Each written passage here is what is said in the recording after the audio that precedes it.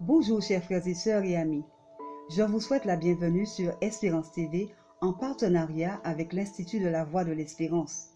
Le titre du sujet d'aujourd'hui, Voir l'invisible. Je vous invite à lire avec moi ce verset qui nous est proposé dans 1 Jean 20 au verset 29. Je lis ce qui suit. Jésus lui dit, « Parce que tu m'as vu, tu as cru. Heureux ceux qui n'ont pas vu et qui ont cru. » Ce texte qui est la réponse faite à Thomas nous rappelle ici combien nous sommes attachés à nos sens pour entendre, comprendre et percevoir notre environnement. Mais il nous rappelle aussi combien la dimension spirituelle est différente. Croire sans voir, comment cela se peut-il? Comment rentrer dans la dimension de la foi et y grandir?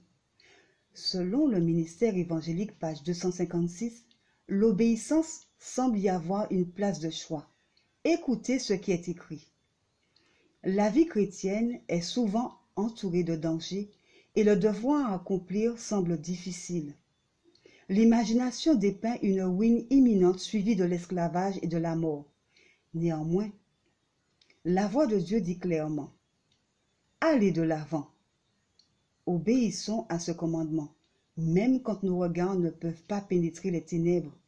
Les obstacles qui retardent nos progrès ne disparaîtront jamais devant un esprit qui hésite et qui doute. Ceux qui diffèrent leur obéissance jusqu'à ce que toutes les incertitudes aient disparu et qu'ils ne courent alors aucun risque d'échec n'obéiront jamais. La foi regarde au-delà des obstacles et elle s'empare de l'invisible de la toute-puissance. Aussi ne sera-t-elle jamais confuse. Elle consiste à saisir la main du Christ lorsque surviennent les difficultés. D'un autre côté, Éphésiens 2, verset 8 nous parle de la foi comme un don. Qu'en est-il réellement? Lisez avec moi. Éphésiens 2, verset 8. Car c'est par la grâce que vous êtes sauvés par le moyen de la foi, et cela ne vient pas de vous, c'est le don de Dieu.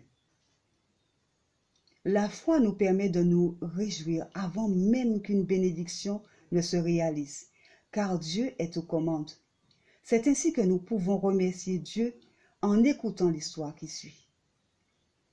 En raison des interdictions de voyager imposées par le Covid-19, les évangélistes, les pasteurs ainsi que les prédicateurs laïcs ne peuvent plus se rendre en Papouasie-Nouvelle-Guinée pour l'événement intitulé « Tous les membres impliqués », qui devait avoir justement lieu au mois de mai. Cependant, la population locale de Papouasie-Nouvelle-Guinée s'était déjà rassemblée l'année dernière en organisant des dizaines de milliers d'études bibliques et en lançant des milliers de réunions locales tenues par des pasteurs et des laïcs. Ils font déjà des plans pour un autre grand programme d'évangélisation après le passage de l'actuelle pandémie Covid-19. Une fois encore, le mal que l'ennemi avait médité, Dieu l'a changé en un bien encore plus grand. Ceci nous montre que nous devons continuer à nous unir dans la prière. Aujourd'hui, nous aurons l'occasion de prier pour les sujets suivants. Prions pour la protection de Dieu sur le peuple et le pays de Papouasie-Nouvelle-Guinée et aussi pour la direction de Dieu dans les prises de décision du gouvernement de Papouasie-Nouvelle-Guinée et ses professionnels de santé alors qu'ils combattent le Covid-19.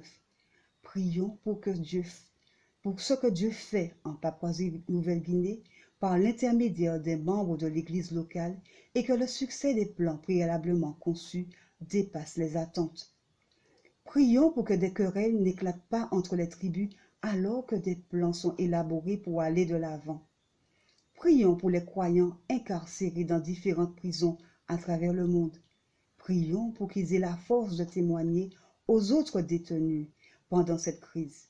Prions pour qu'une petite boulangerie et un centre missionnaire à Jönköping en Suède puissent atteindre davantage de personnes afin que beaucoup viennent à connaître Jésus et l'acceptent comme leur sauveur.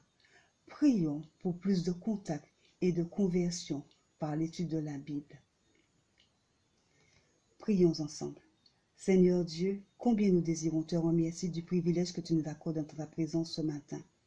Nous voudrions, Seigneur, te dire merci. Merci pour toutes choses.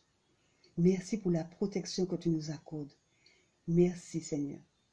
Nous voudrions, Seigneur, te présenter tous ces sujets tous ces sujets de prière. Que tu puisses les exaucer selon ta volonté. Merci, Seigneur. Au nom de ton Fils Jésus et pour ta gloire. Amen. Je vous remercie de m'avoir écouté. À bientôt.